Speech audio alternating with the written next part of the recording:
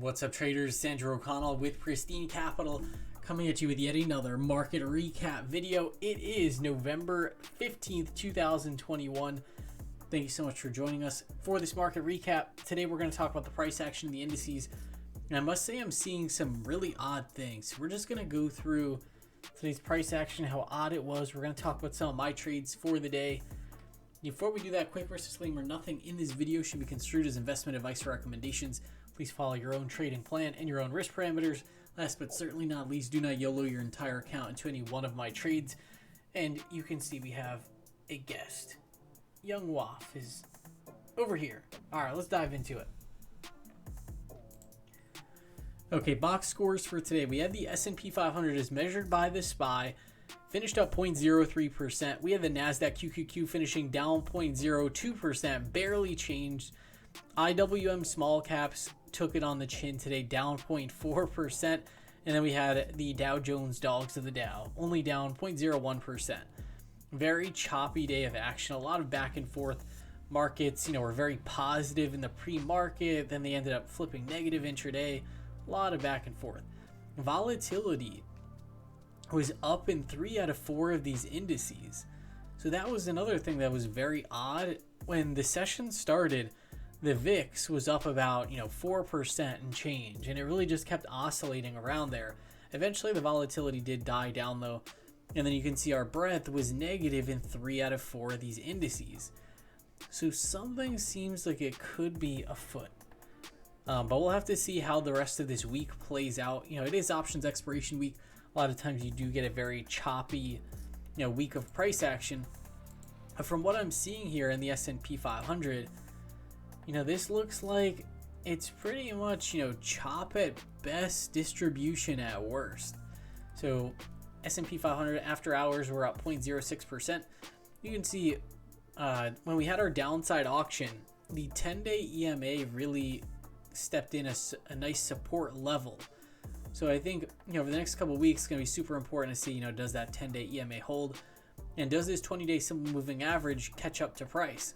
We've been having all these narratives of inflation, like, oh my gosh, inflation is so bad, inflation's gonna get us all, that whole thing. And I'm seeing big investment banks coming out, like Morgan Stanley. They're saying, hey, inflation's here to stay. We actually have a negative view on the market for 2022. So these are all things that I'm paying attention to. Of course, I'm gonna let the price action really be my guide, and just follow my trend model. Right now my trend model is at a +3. Intraday it did flip down to a +1 though. So yeah, interesting action. You can see that as we dipped into this weekly value area, this is our hourly chart, dip buyers did come in. You can see all these long lower wicks on these candles. So yeah, who knows, maybe this just ends up being a choppy week. But under the surface, I was seeing a lot of very strange things. First, let's go over to our bonds. So 10-year treasury futures, they're at a very critical point right now. I don't think, a lot of people aren't really noticing this, kind of just like slipping under the radar because, Nasdaq stocks have been doing so well. But the 10-year treasury futures, they tagged this bottom of the monthly value area once again. And we hit a low down here on October 21st in these 10-year treasury yields. If we were to break below that low, I'd imagine we'd have some major weakness in the Nasdaq, these treasury-like common stocks, like the Googles, the FANG stocks essentially. But yeah, so this is kind of just like sitting right at that trigger, and we're gonna have to see, do we hold inside this monthly value area, or do we start bursting through to the downside? Another thing I'm watching, the US dollar. Check out what the dollar is doing. The dollar is just like ripping out to the upside. And this is also another thing that it's not exactly like, oh, this is so bullish, the dollar is ripping higher. Let's take a look at the weekly chart for the dollar.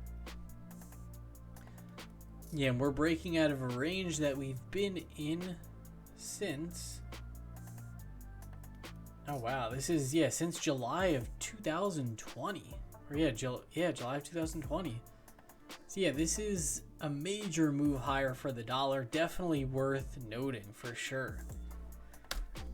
And then we'll take a quick look at these other indices. Nasdaq put in a second little doji candle. So I think the question is like, you know, is this distribution? Are we going to end up just breaking down here or what? Oh, this is the weekly chart, excuse me. But yeah, same logic applies. You know, we're experiencing the same thing here. You know, is this going to make a lower high? And are we going to inflect lower and actually get a retest this top of value? If bond yields start breaking out, that seems more likely. But as of right now, their trend looks pretty good. Russell 2000. We had, so after hours, pretty much as soon as the market closed, Joe Biden, you know, President Joe Biden signed the stimulus bill. It's going to be like over $1 trillion in stimulus. And what's odd is the small caps were the worst performers today. So if this was like a really risk-on environment, like cyclical boom, you know, you would see these small caps ripping to the upside. But they are not really doing that. So I was very bullish on the small caps into November. And I traded this into the change of the month, rode this up, and I was closing out my position as we were getting these, you know, green candles higher. I'm no longer in that position. Now I'm wondering, like, are these small caps just going to fall apart into year end? So again, you know, we'll have to see what the river brings on that. And then the Dow Jones, you know, if we do get some sort of environment where inflation is prevalent, I would imagine these Dow Jones companies, you know, it's not like they'll be great performers, but yeah, I don't think they'll be hit as hard as something like the Nasdaq. All right, let's take a look at our Finvis Heat Map. And throughout this session, what I'm noticing is like a lot of the big winners are being sold. So Tesla, this was down over 4% at one point intraday today. Only closed the session down 1.94%. So that's a good thing that, you know, we didn't close on the lows. Nvidia is also down as well. This is one of the highest momentum names in the market. So when I see this duo, you know, both down for the day, that tells me, hey, like, you know, winners are being sold. And these other FANG names, you know, they were pretty much flat. Facebook was the relative outperformer, and you can see Twitter and Match.com are also pretty strong. PayPal is pretty strong, but it's been such a lagger. That's probably short covering. And yeah, just a really mixed tape across the heat map. Let's take a look at our sectors.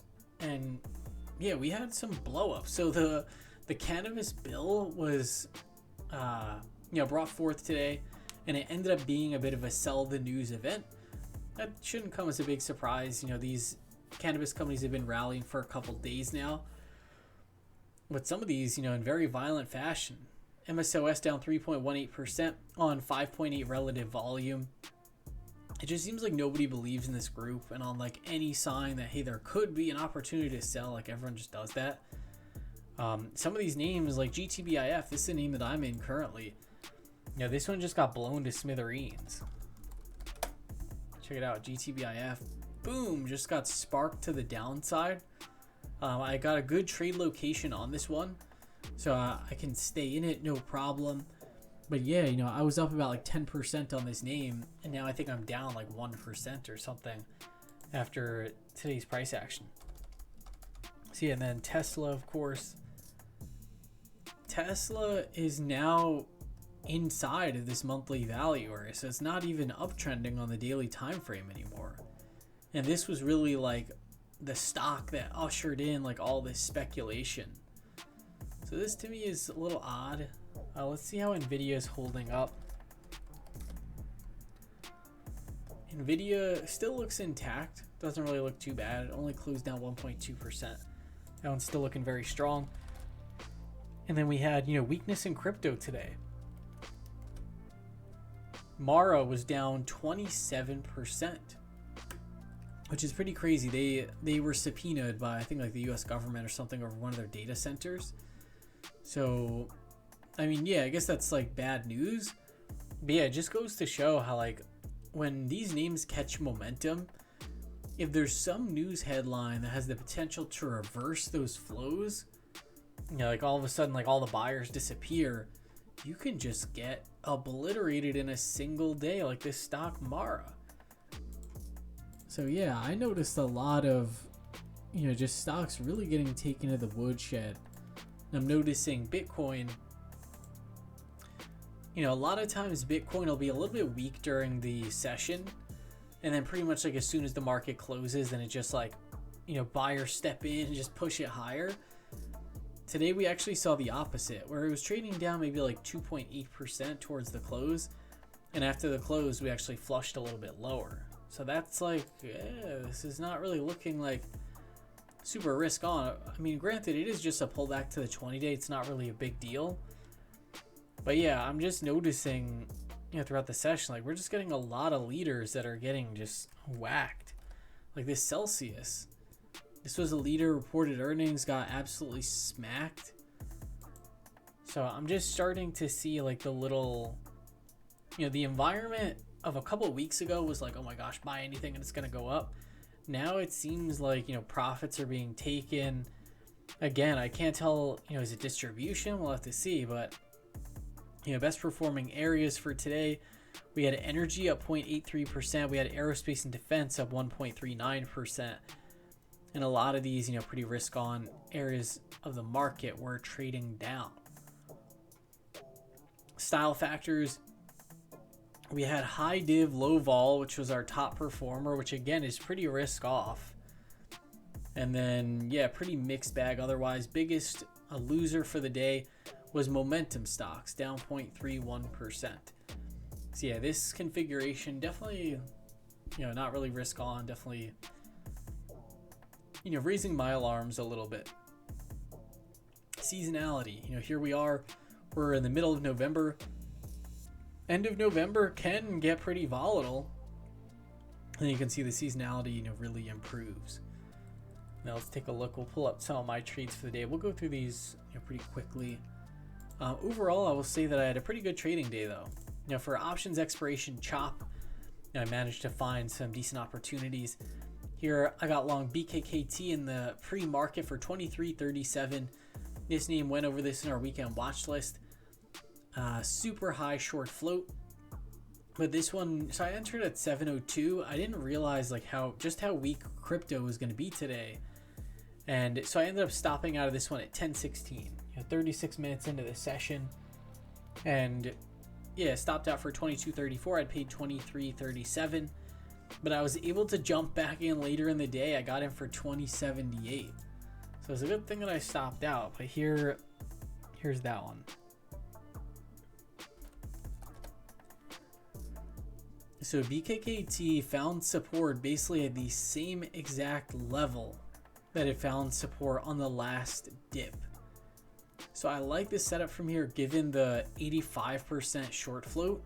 We'll have to see how it plays out though. I mean, if the crypto market just turns weak, momentum stocks start dying out, whatever, this could easily, just continue to slip. But yeah, I like the setup from here. And then what else do we have on the options front? So early in the morning, my trend model flipped. So I was like, okay, let me take off at least like one risk, take off one trade, reduce risk a little bit.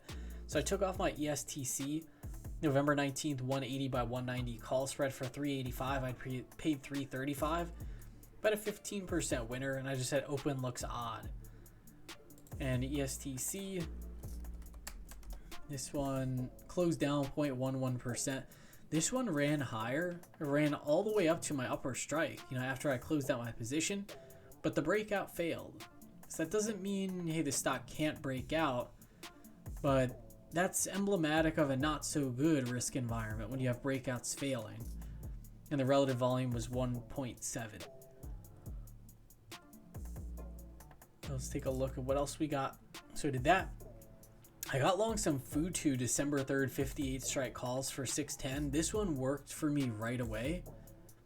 Put this one on right on the open, and Futu ended up being pretty strong today. It closed up 5.44%, and it was up as much as 7% at one point. So yeah, Futu, I like the risk reward headed into earnings, just given how beaten down this thing is. Yeah, put that one on as an earnings trade. Good that that one is moving very quickly in my favor. And then I got long some SPY put options. So I got long the November 15th 469 puts for $1.55. I was able to close out of those for a nice winner. Closed out a third at $2.35, and then closed out the remaining 2/3 at $2.08. So yeah, nice winner. That for me, I was like, all right, sweet. I got a good day trade in. That's all I really need. And then I did take the HUT December 17th, 12 by 14 call spreads for $1 today around lunchtime. I will say that, you know, it's kind of interesting that HUT, you know, we're starting to see a lot of red candles clustering around. So that to me is, you know, can be a cause for concern, especially like, you know, on Friday we had a big dip in HUT, and then, you know, buyers came in and really just pushed this thing higher. Today we did sell off on lower volume, so I like that, you know, the volume on the sell-off was low. We'll have to see how HUT, you know, just resolves over the next couple days, and, you know, that's gonna be predicated on what Bitcoin does. So yeah, definitely got to check that out. And then what else? So yeah, added that HUT position as well. Then I also I took a stab at some Q's puts. Now for 1358, I stopped out of those for 1340. So yeah, very, very tiny loss. To be honest, I really could have just put those right back on into the close. But yeah, for right now, you know, I think I'm in a pretty good spot. So yeah, I'm starting to see some things that are a little bit like, these are head scratchers. This is not really like what I would expect to see in a strong, you know, bullish tape. So yeah, definitely just trying to be cognizant of that. Let's take a look at today's options order flow. And this is brought to you via VigTech. Let's take a look. We got Tesla leading the pack as always. There's so much options trading in Tesla. What? Are we gonna hit 10 billion again? Okay, 9.6 billion, almost there. And then we had some other names that were participating today. So we had Boeing, MPC. This is an energy name. Let's take a look at these. Boeing and MPC. And then Mara, there was a lot of activity. So let's see. Boeing highlighted this one on the weekend watch list. Really nice move today. I would say this was like, you know, the best stock in the market today, really. You know, I'm sure there were some other great ones too, but what I mean by that is like, hey, the setup worked right away. It closed on the highs, put in high relative volume. Yeah, really nice day for Boeing. And then this MPC energy company, not really a strong close, closed up 0.49%. And then this, you know, Mara literally got just obliterated. And I think people were buying calls on this thing. So what the heck? Let's see.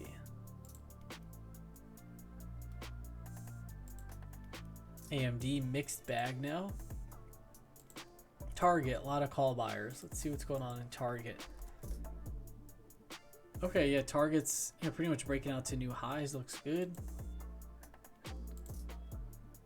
Let's see what else we got. Nvidia, don't tell me they're just buying calls. Okay, a little bit of a mix. Boeing, a lot of call activity. We did have one big put order. IWM, let's see what they're doing here. Yeah, the put buyers are stepping back in. Everyone's ready to re-short the small caps. Maybe they'll just rip their faces off. And then Lucid, I was seeing a lot of headlines about Lucid popping up today. And Lucid was another stock that looked really strong. Yeah, so Lucid just continues to grind higher, up 2.16%. This one is definitely one to just keep on the radar, keep watching. If the market's strong, this one is definitely leading at the moment. Let's take a look. We'll check out one more before we break for today. Ooh, BKKT actually showed up today. Okay, so we are seeing those big call buyers stepping in once again. They got the November 19th 10 strikes, 2.5 strikes. We do see some put buyers as well at the 40 strike. Yeah, this BKKT, I'm in it just to see if it makes a move, because it's literally just like relentless call buying for this one. But we will wrap it up there. That about does it for this market recap video. Thank you so much for everyone watching. Don't forget, click the like button on the video, subscribe to the channel, and I'll see you all tomorrow.